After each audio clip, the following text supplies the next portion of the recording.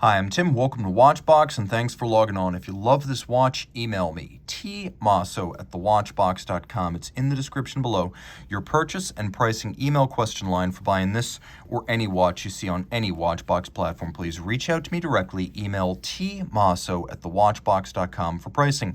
The watch you see here is based on the second generation Vacheron Constantin Overseas Chronograph, which launched in 2004. But the blue lacquer dial in the stainless steel case, that launched in 2013. Since the model was discontinued after 2015, this particular variant had a relatively short production run, and it is one of the most sought among the second generation of overseas chronos. So, stainless steel, 42 millimeters in diameter, 12.6 millimeters thickened from lug to lug, on a leather strap, 50.5 millimeters across the wrist. The strap is substantial, as you can see. It's held on with screws and bars, which is the right way to assemble a large, heavy, and expensive watch. No spring bars here. Vacheron took no shortcuts. The strap is large rectangular scale alligator leather, matte finish, monotone stitch, folded edge, substantial bolstering to add thickness. You can see on the underside, brand new Vacheron factory strap, calfskin on the underside, double deployant clasp, and you can see that it too is fixed with screws and bars. You can see the interior is media blasted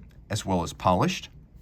We have this little Maltese cross motif on the chassis, and we have it externally as well, and it is the logo of Vacheron, twin trigger release, and you can see for absolute security here, Vacheron uses a screw-fixed buckle. So once you find the hole that is right for you, the screw will fix the buckle, so you really won't drop your watch while putting it on or removing it. Now, the case is beautifully finished. You can see there's a lovely little rolled bevel on the flank of the case. The sides are polished. You can see pre-owned watch, small marks.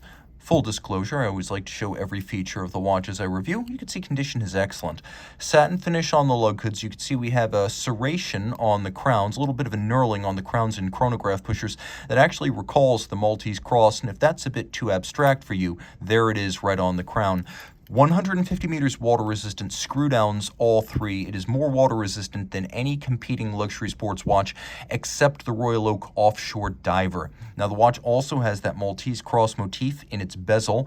You can see that internally there's vertical satin, and then externally it's all polished with the hoods of the lugs satin finished.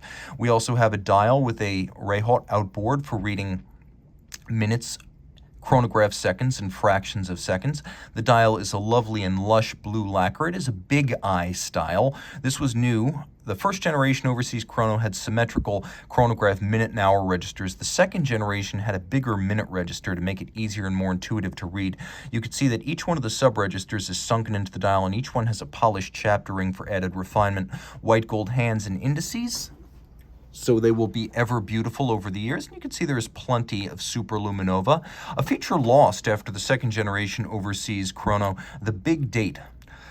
Late and lamented. We wish we still had it. Generation 3 doesn't have it. Fortunately, Generation 2 does, and that's what we've got right here. On the reverse side of the watch, you can see several different finishes.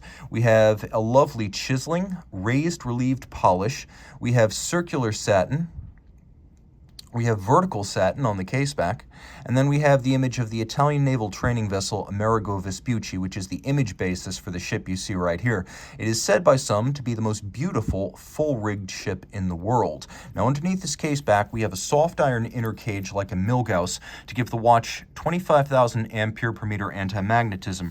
Remember, the ISO 6425 for an anti-magnetic watch requires only 4,800 ampere per meter resistance, so this is 25,000. Combined with the 150 meters of water resistance, you have quite a bit of sports watch resilience here.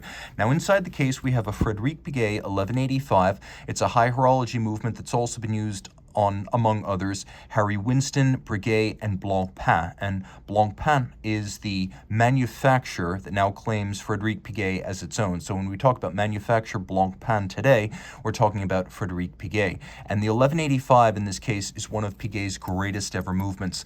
A ultra-thin, automatic winding, integrated chronograph caliber. It is a unidirectional winder with a 40-hour power reserve, a 6 beat per second rate. It does not have hacking seconds, but it does have a quick set date. It pivots on 37 joules. It is adjusted in a high horology standard 5 positions. It is nicely hand finished, and it features a vertical clutch and a column wheel. So the column wheel gives you a nice crisp pusher feel.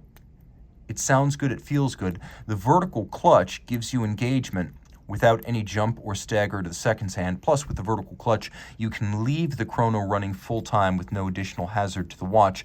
The movement is also ultra thin. For an automatic chrono at approximately 5.5 millimeters thick, it is an all-time great, appropriate to a brand like Vacheron. Reach out to Team Mosso at thewatchbox.com for purchase and pricing details.